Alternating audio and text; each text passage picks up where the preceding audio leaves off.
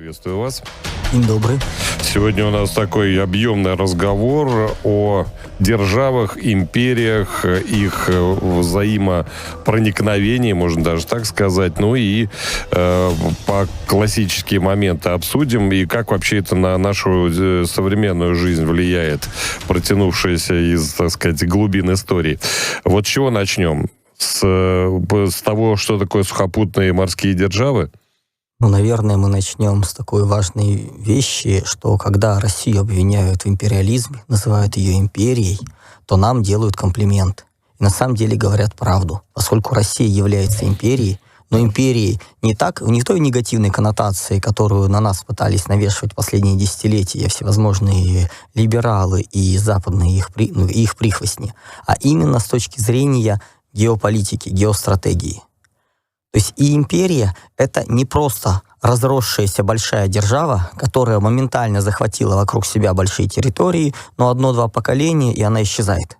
Остаются только какие-то осколки и память о том, что вот были великие завоевания.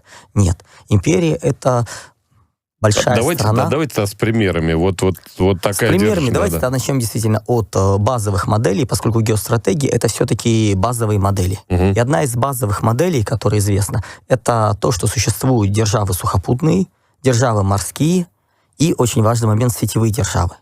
Вот в классике геостратегии, собственно говоря, весь 20 век это была история без понимания того, что есть третий тип держав. Вот противостояние моря и суши, начиная с Механа, который рассказывал про мощь моря, потом это был Спикман с Римландом, Маккиндер с Хандером, Ставицкий наш тоже отечественный, тоже Харлан. И даже Бжезинский с его однополярным миром — это все равно продолжение той самой линии географического детерминизма, в рамках которой было только море и суша. И вот это вот двойное противостояние, через которые пытались обосновать все. Ну, классические державы сухопутные, собственно говоря, это те, которые воюют через пространство, через захват пространства, у которых принцип всех сделать такими же, как мы. Это Германия с ее Ордунгом, которая столетия двигалась на восток, плавно перемалывая территории современной ГДР, территории Австрии, территории, которые сейчас стали Польшей, Судетские области Чехии, даже территории Румынии.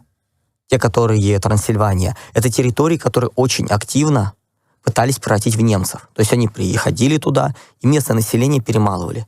Пруссы исчезли. Отдельный народ был. Балтийский. Их не стало. Собственно говоря, территории современной ГДР и Австрии — это были территории, где люди по крови во многом славяне. Для понимания вот разницы этой.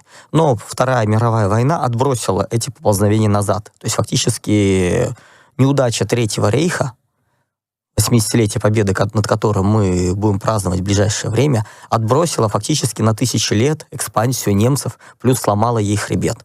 Мы сломали дух, русский дух немцев, тевтонский дух. Извините, там, не знаю, саксонцы, швабы, баварцы — это не отдельные народы, а пруссы только? Или как? Современная Германия появилась в середине 19 века. До этого это, по сути, уже стало географическим понятием, так же, как и Италия. То есть до середины 19 века в многих работах был даже, условно говоря, можно было спросить вопрос, а есть ли Италия, а есть ли Германия? Поскольку аморфная структура под названием Священная Римская империя германской нации, она не была единым государством. Даже сейчас, когда мы начинаем смотреть, у немцев, которые живут рядом с Голландией, вот голландский язык им ближе, чем немецкий язык, немецкий диалект и южно-немецкий. То есть единого культурного языка нету. У нас он есть. Благодаря Александру Сергеевичу Пушкину, который велик даже не столько, что он написал стихотворение, а в то, что его язык, московские и псковские говоры, на которые он наложил лексику, похожую на французскую, то есть которую он знал, и это потом было распространено по всей стране, стало литературным русским языком. Собственно говоря, который убрал диалект, убрал разделение и сделал нас единой нацией во многом, единым народом. У немцев такого нету. У итальянцев есть. Собственно говоря, у них есть роман, который стал основой современного итальянского языка на основе тосканского диалекта. Это 30-е годы 19 века. Обрученные, да. И если мы начинаем смотреть именно вот с точки зрения держав сухопутных, они территорию перемалывали. Классическим примером являются китайцы, которые всех пытаются сделать китайцами. не уживаться со всеми, а всех сделать китайцами. В составе китайцев десятки народов, которые считаются. Даже сейчас, когда мы говорим китайцы, 92, 91, 92% ханьцы, китайцы. На самом деле нет. Давайте посмотрим диалекты китайские. Диалекты китайского языка, их порядка 9 групп. И они не понимают друг друга. И на северокитайском диалекте говорит на самом деле всего 61% населения. А кантонский, гонконгский, да. То есть, вот, собственно говоря, а вот южные — это отдельные народы. Они говорят на абсолютно других языках. Разница между диалектами китайского языка, ну, примерно как португальским и норвежским. Дичайше. Но это китайский язык, у них у всех иероглифическое письмо, поэтому они друг друга на слух не понимают, но письменно они друг друга понимают. Нарисуй иероглиф, и неважно, как он называется, если это дом. То есть как бы каждый по-своему. И за счет этого они вроде как называют себя единой нацией. Но они прекрасно понимают, что политические изменения происходят, начинаются попытки распада, плюс проблема еще в том, что у каждой провинции своя элита, которая очень сильно привязана к корням, и для нас вовне они транслируют, что они единый народ, но они прекрасно понимают, что начинаются сложности, начинаются проблемы, и они рассыпаются на множество этих народов. В конце середине 19 века, второй половине 19 века. И Индия, кстати, та же история. С Индией по-другому. Ну как, там тоже на севере и на юге не понимают. Там нет единого языка, там даже близко этого нет, там более сложная система, то есть это кастовое общество, это лучше не сейчас разбирать, хорошо, свои особенности. Условно, ситуация с Китаем следующая. Происходит его падение, происходит, если распад, они моментально разбегаются. Корейцы, японцы, северные вьетнамцы еще во второй половине 19 века были такими же китайцами, как гонконгцы, условно говоря. Потому что у них была письменность на основе иероглифов. Да, они на каком-то своем языке говорили, не просто так китайцы воспринимают японцев как диких китайцев. То есть вот такое понимание, то есть как бы это дает особенность. И еще одним примером классической державы сухопутной является Польша. Как поляки пытались всех сделать поляками, перемалывая. Это именно особенность держав сухопутных. Как правило, абсолютно большинство стран, народов, которые есть, которые существовали, они жили по принципам именно сухопутных держав. Всех сделать как сам. Морские державы интереснее. Морские державы, их мало. Мы можем вспомнить Венецию, Геную, Голландию, Британию, Португалию даже. То есть это были державы, которые шли за счет контроля потоков. Торговли.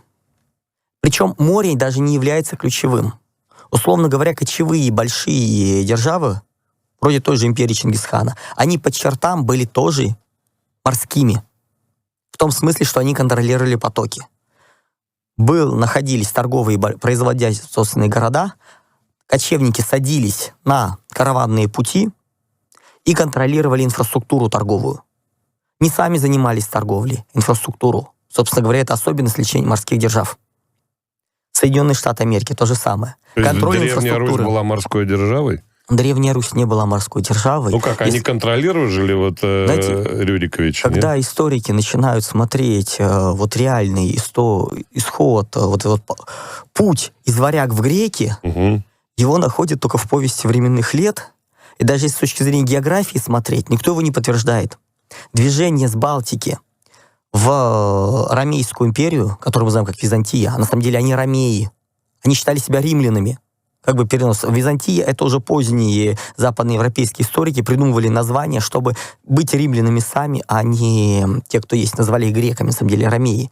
Она шла от Балтики моря через Вислу, Одер, Дунай и дальше спускалась вниз. Через Днепр никто не ходил от Новгорода. Это вот какая-то, если посмотреть именно на уровне физическом, на уровне источников, есть арабские пути, источники, подтверждающие пути через Волгу, но не через Днепр. То есть это примерно такая же история, как Киевская Русь.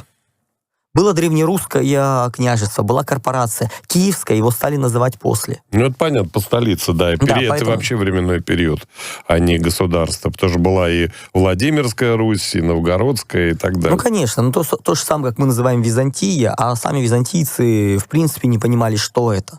В их понимании они были ромеи, Ромейская империя. Собственно, есть, да. И есть еще очень важный момент, который все упускают. Собственно говоря, даже если мы посмотрим, многие современники вроде Александра Дугина, который замечательно раскрывает противостояние моря против суши с низкого фундамента. А есть третий вариант — сетевая держава. Коминтерн, Ватикан, кластер национальных корпораций, иудаизированные банкирско-ростовщические семьи. Где их территория? Где их потоки? Это другой принцип.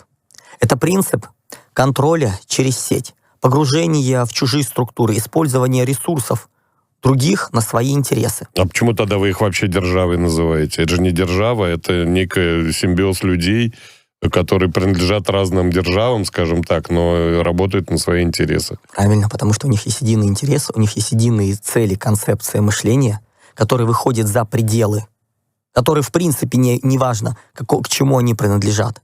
Вот есть сейчас кластер транснациональных корпораций.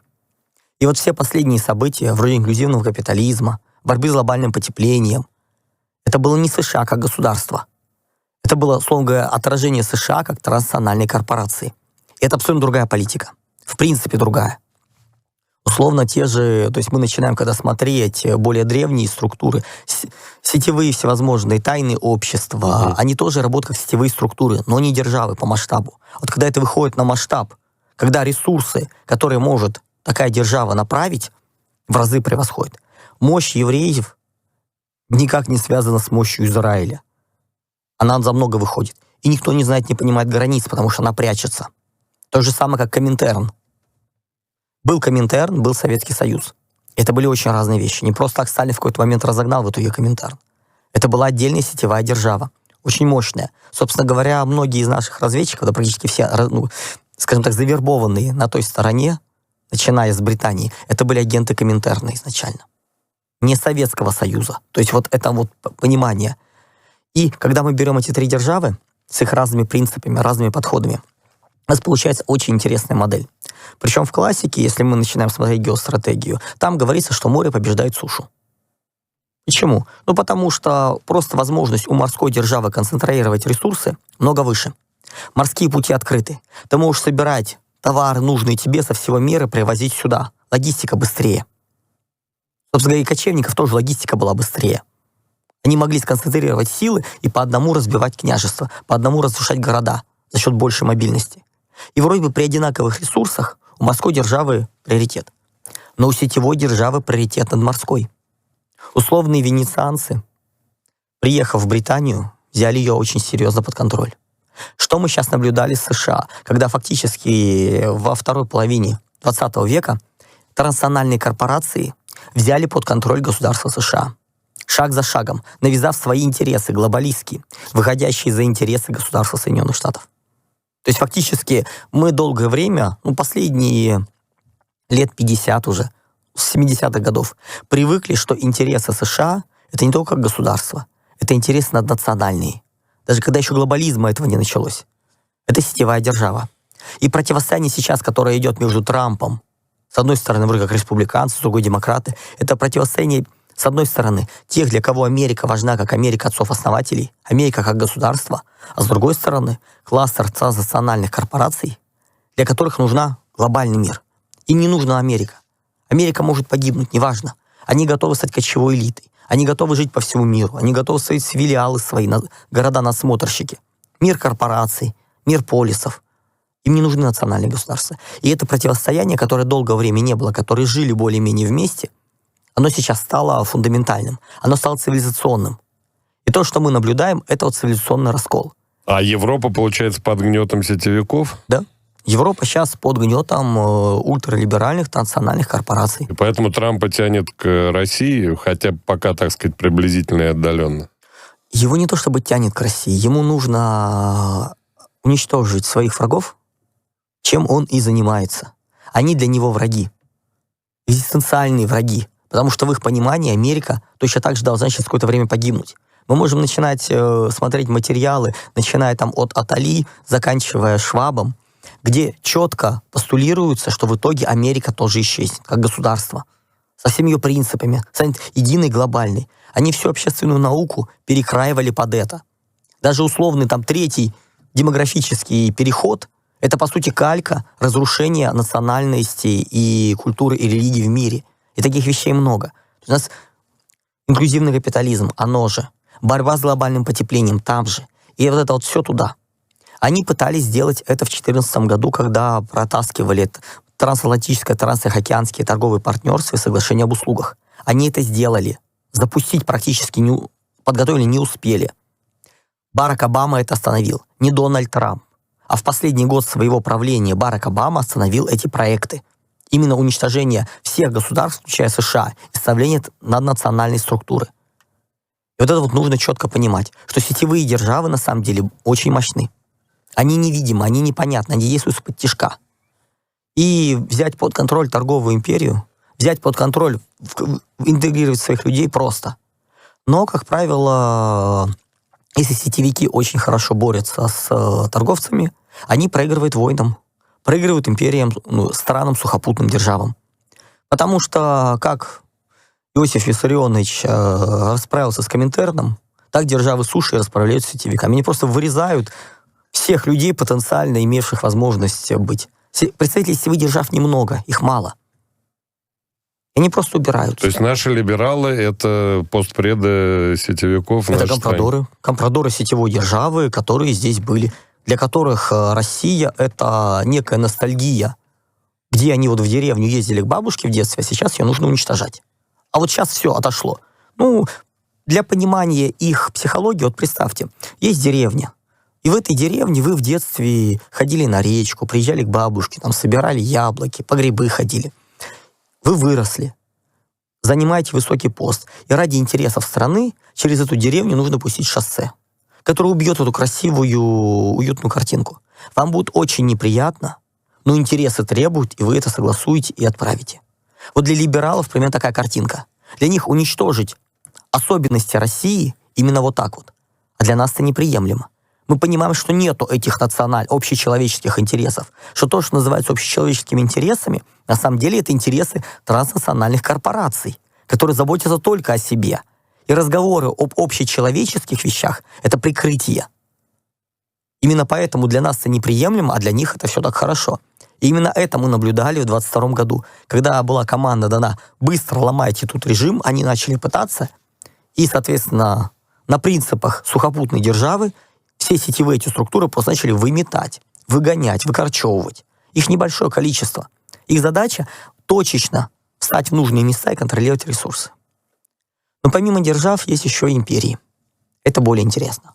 Мы об этом поговорим, а вот у меня такой фантазийный, от слова фэнтези, вопрос. Часто описывают... Магии в мире нет. Я понимаю. Хорошо, фантастика. Часто описывают мир будущего как нечто единое. Вообще, в принципе, по вашим, теориям, выкладкам, может ли существовать некий единый мир в будущем? То есть там чтобы планета Земля сообща, не опираясь на какие-то отдельные национальности, решала глобальные проблемы? Не меняя природу человека, нет.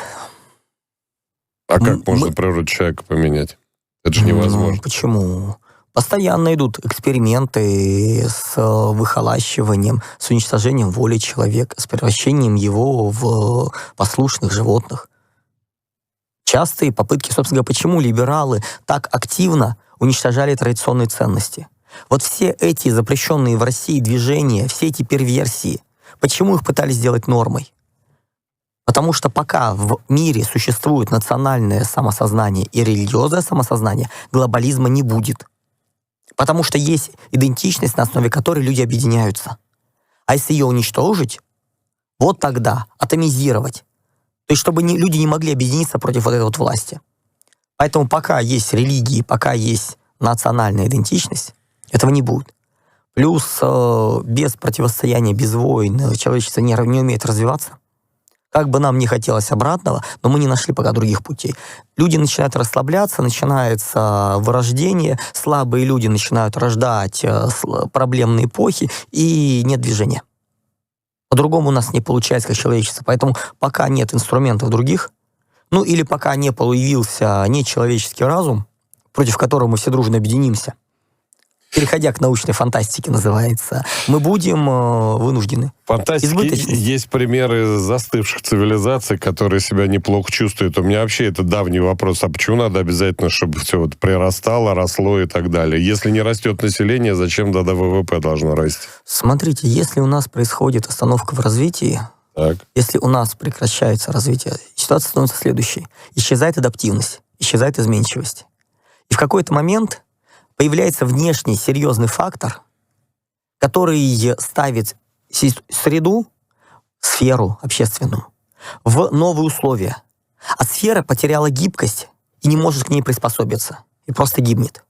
Чем выше у тебя специализация к среде, а отсутствие изменчивости в рамках некой среды — это максимальная к ней специализация, тем проще тебя уничтожить. Но ведь Природные события, новые открытия, еще какие-то вещи. Мы не сможем ответить на этот вызов. У нас, к сожалению, 30 секунд только, но ведь закон неубывания энтропии никто же не отменил. Что значит неубывание энтропии? Она, наоборот, растет. 3 закона называется термодинамики. Если их упрощенно говорить, первый закон давайте так, не будем называть уже про термодинамику, но смысл в том, что, наоборот, как раз энтропия растет. Мы ничего не можем. Мы не можем выиграть, мы не можем сыграть, остаться при своих, и мы не можем выйти из игры. Поэтому, как только мы застываем, мы пытаемся бороться с энтропией, и она в какой-то момент нас накрывает. Все. Андрей Школьников, геостратег в студии «Радио Спутник». Мы продолжим нашу беседу через несколько минут. Вас ожидает интересная информация. Затем новость. Давайте теперь к империям. Чем они от держав отличаются? Крупных даже, разросшихся. Наличием сетевой компоненты имперского духа. То есть империи проявляют одновременно черты и держав суши, и сетевых держав, и держав моря, и сетевых держав. То есть парное. Собственно говоря, одновременно черты суши и моря проявиться не получается. Это переходный момент. Изначально та же Британия была сухопутной обычной державой во времена Столетней войны, например, посмотрите. Но потом перешла в формат именно державы моря.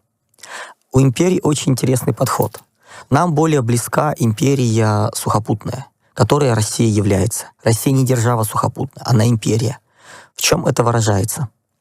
Во-первых, посмотрите, как расширялись мы и как расширялась Польша. Польша всех перемалывала, а мы присоединяли территории.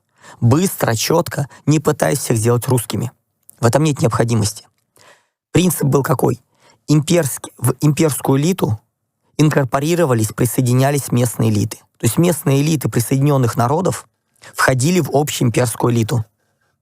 Сколько у нас, кого только не было, начиная и татары, и грузины, называется, с Закавказья, все, с Сибири, то есть это все интегрировалось, им давался статус.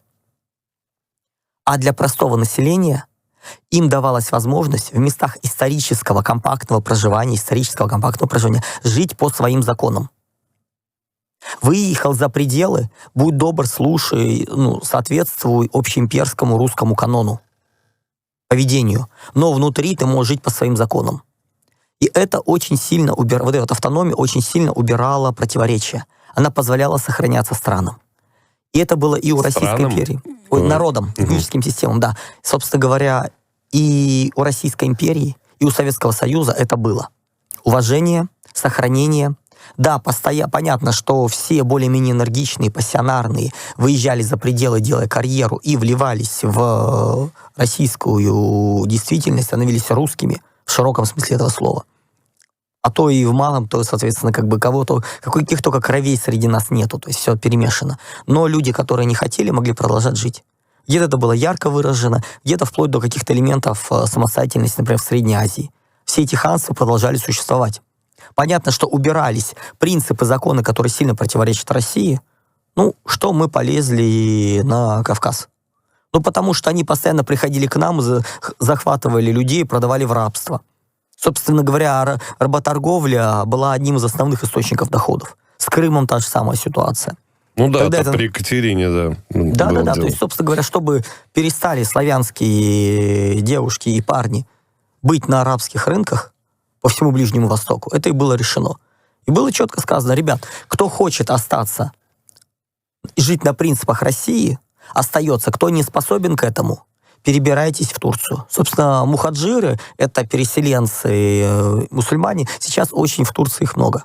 Ну, просто там и рождаемость была выше и прочее, но многие остались. И нормально жили, и проблем никаких не испытывали. То есть им никто не мешал жить по законам, но на своей территории. Да, исполняйте общее. Это очень сильно отличается от держав.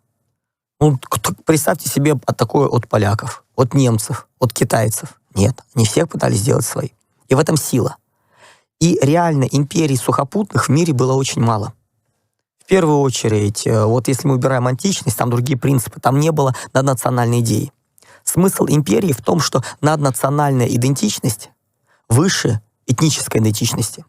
Быть гражданином империи было более важно, чем кто ты по этническому принципу. В метриках Российской империи писали вероисповедание, а не народ. Православное, да, иудеи или там... Иудейское вероисповедание, православное вероисповедание, да. То есть там не было народа. Народ — это уже последующая ленинская система, когда начали уже строить именно вот народ, когда исчезла религиозная идентичность. Но было четко, если ты православный в Российской империи, вопросов не в этом. Неважно, как ты чего. Ты мог быть русским магометанского вероисповедания, будучи там татарином, казахом, башкиром, неважно. Ты мог быть иудейского исповедания русским, в широком смысле. То же самое было в Ромейской империи. Ты был ромей, и только потом начинались греки, там, и все остальное, кого там только не было, называется. Вы опять в античность все-таки, да? Не античность, Ромейская империя. Это Восточная Римская империя, то есть это как раз, по сути, первая держава, первая империя сухопутная, классическая. Это Ромейская империя, созданная Константином Великим. Дальше были персы, с их идентичностью тоже более мощной, чем этническая принадлежность. Даже сейчас Иран тоже является империей. Поскольку в Иране 2/3 населения — это иранцы, шииты, у них же фарси, да? Фарси говорящие. Дальше иранцы, шииты, тюркоговорящие, примерно треть. То есть, там, соответственно, там арабы, курды и прочее. Но там еще азербайджанцев больше, чем в Азербайджане, в Иране. В 2 раза больше азербайджанцев, но они считают себя иранцами. Даже глава их духовный сейчас является по крови азербайджанцем. Но это не важно. Главное, что они иранцы. Главное, что это более важная идентичность. Империи, такой вот сухопутной империи, помимо России и Советского Союза, то есть эти тренды были продолжены, тенденции, мы остались империей, именно поэтому это гордо. Была Османская империя, где говорили элиты на персидском языке, где среди военных и торговцев наиболее распространены были греки и армяне. Это было до того, что было сделано в свое время Ататюрком с геноцидом. Вот это вот надо четко понимать. Вот этой зачисткой, именно попыткой стать державой. То есть Младотурки — это попытка создать державу из империи, сохранить хоть что-то.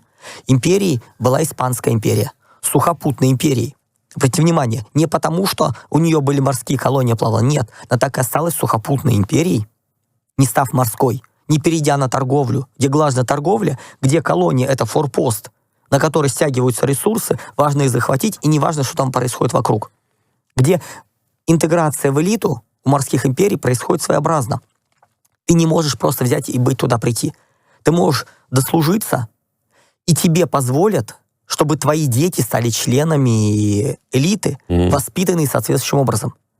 Ты не можешь стать членом британской элиты. Сейчас поговорим, но давайте закончим с Испанией. И Испания, соответственно, так и осталась. То есть вот это все Аргентина, Мексика и вот это... Посмотрите современную Испанию. Там до сих пор есть и каталонцы, и галисийцы, и много кого.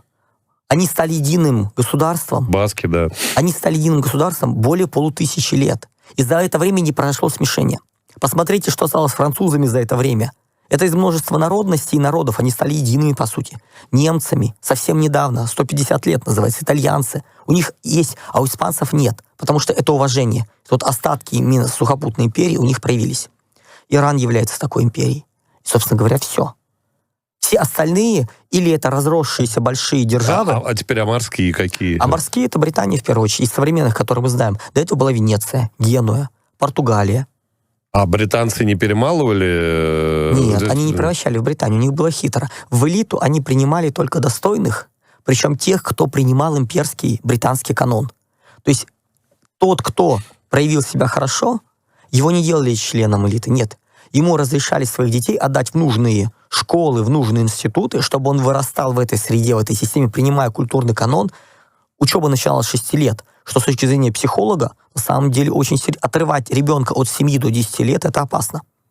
Он не сформировался, у него до 10 лет семья занимает центральное место. Он принимает, важно. После 10 лет общество в целом, то есть другие уже интересы, он уже уходит от семьи, то есть и отсюда, извините, такая традиция получается, которую мы знаем, что у них детей как бы забирают, они вот осень, да.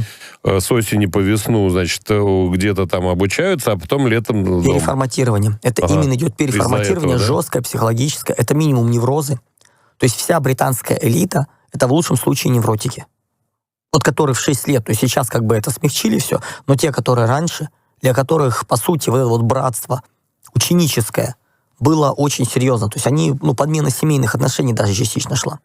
Мы смотрим сейчас на Риши Сунак, был премьер-министр Британии. Он прошел все те самые институты, колледжи, что есть. Он стал членом элиты. Не сам по себе. Его родителям это разрешили. Допустили. Просто так прийти и устроиться вот в эти вот колледжи не получится. Заявление не примут. Это привилегия. И это принципы именно морских держав.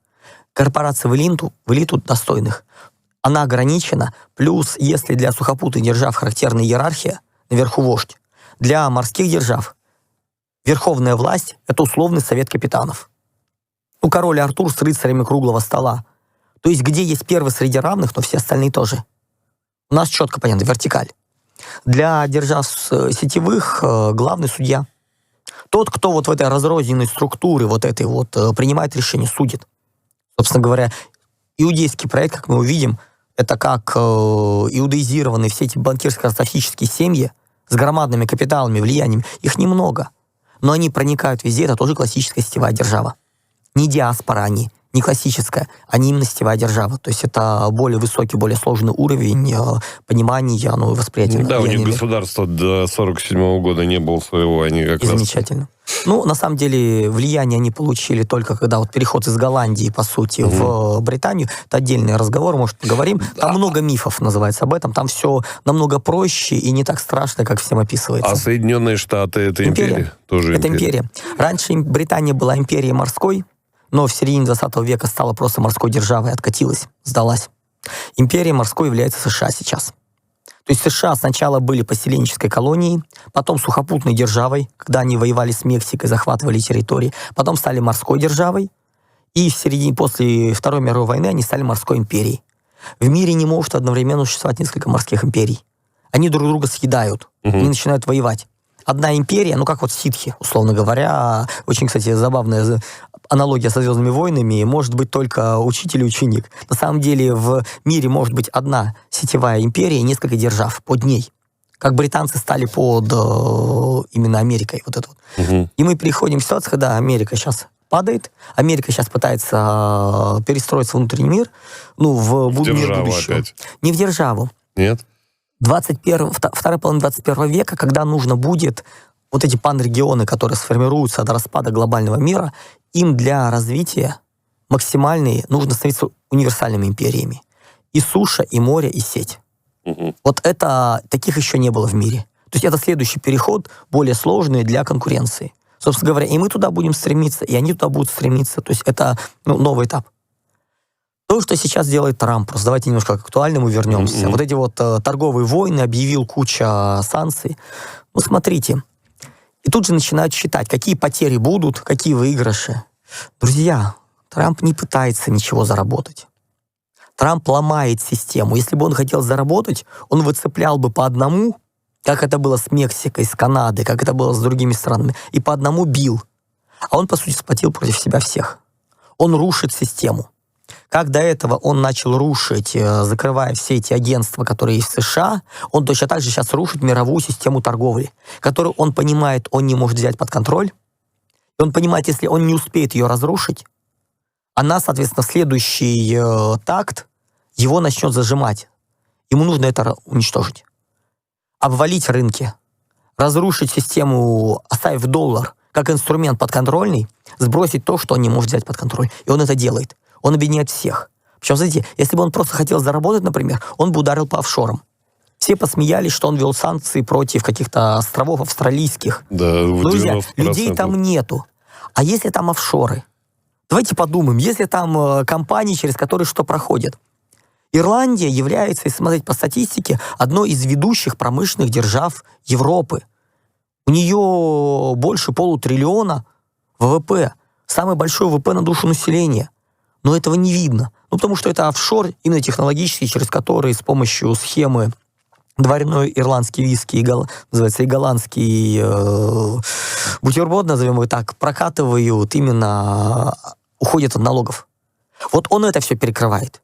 И он не трогает Россию. Не потому, что мы не торгуем, но потому, что это отдельная история. Он рушит систему.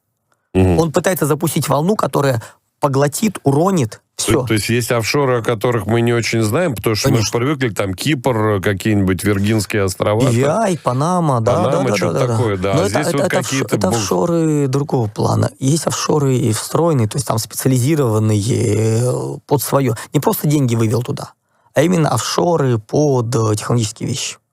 Как это вот делается? Ухода от налогов, четкий, централизованный. Большая часть, кстати, офшоров контролируется Британией. Собственно говоря, удар, например, идет по ним. Дело Panama Papers, панамское досье, это как раз была история, когда били именно по британской системе.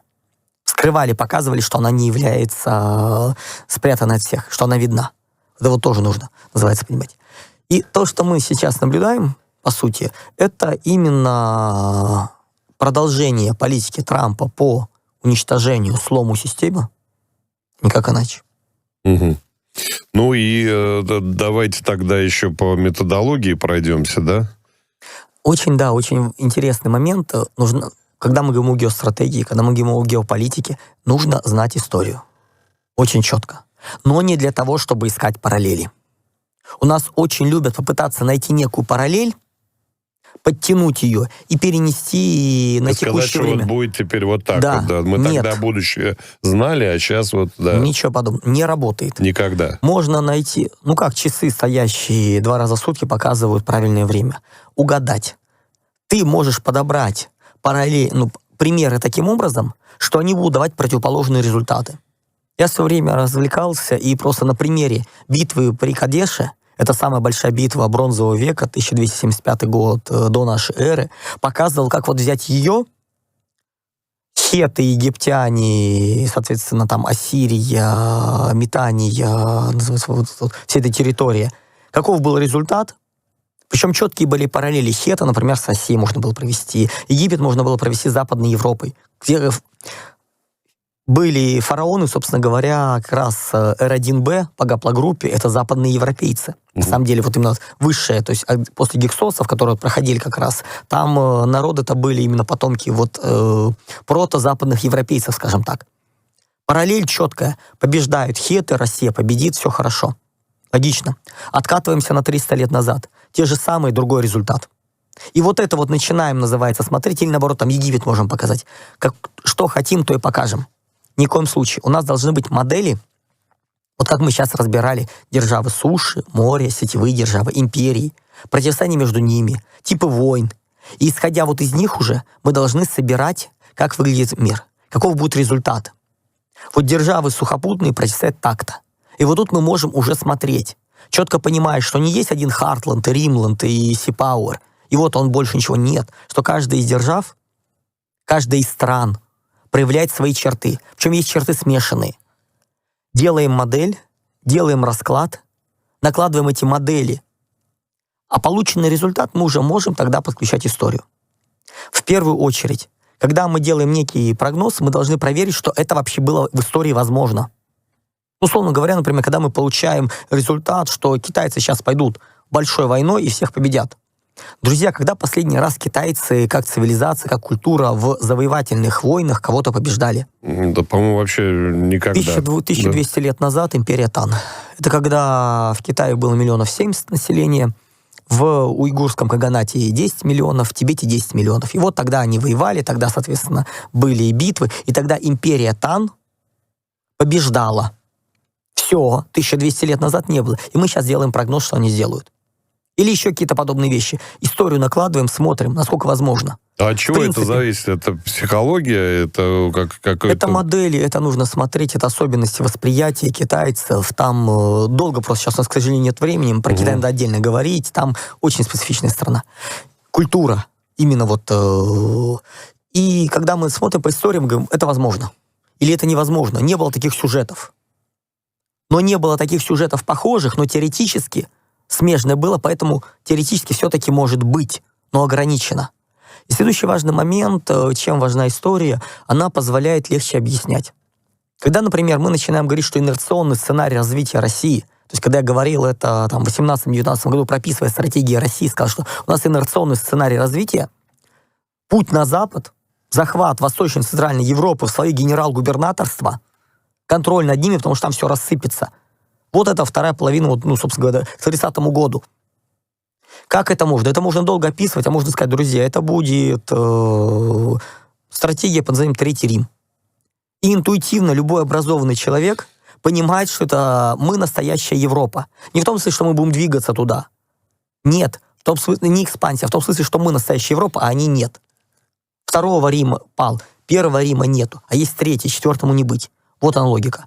Мы, например, говорим о присоединении там, всевозможных тюркских народов, еще что такое. Новая Орда. Не в том смысле, что мы будем повторять историю Орды, а в том смысле, что это вариант, который, кстати, закрылся. Слава богу, эта стратегия закрылась. Она для России была убийственна. Самоубийство было на протяжении десятилетий. Угу. И это понимание, что есть. Там Россия царица морей с экспансией на Дальний Восток. Становление морской державы, усиление морской составляющей универсальной империи тоже возможно. И вот эта вот история здесь нужна. Для красивых образов. Для понимания, для лучшего когнитивного донесения, но не для моделирования. Моделирование делается на правильно составленных геополитических, геостратегических моделях.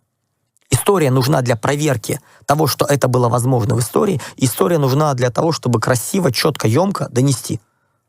Условно говоря, объединение, например, на территории Восточной Европы, это будет не Австро-Венгрия 2, не 2.0. Вообще, это вот точка 0, это вообще непонятно, откуда берется каждый раз. Да. Это другая будет структура. Просто на этой территории, но это уже будут другие принципы. Это тоже нужно четко понимать.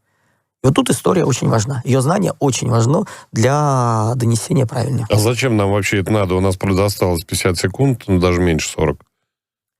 Вот это вот контроль над Европой и так далее. Для того, чтобы нам перейти в шестой технологический уклад, это вторая половина 30-х годов, нам необходим контроль над рынками от 250 до 500 миллионов индустриального населения. Сейчас будут уменьшаться за счет микроэлектроники индустриального населения. Не в державу взять, а на уровне экономики, на уровне торговли. Нам где-то нужно население набирать.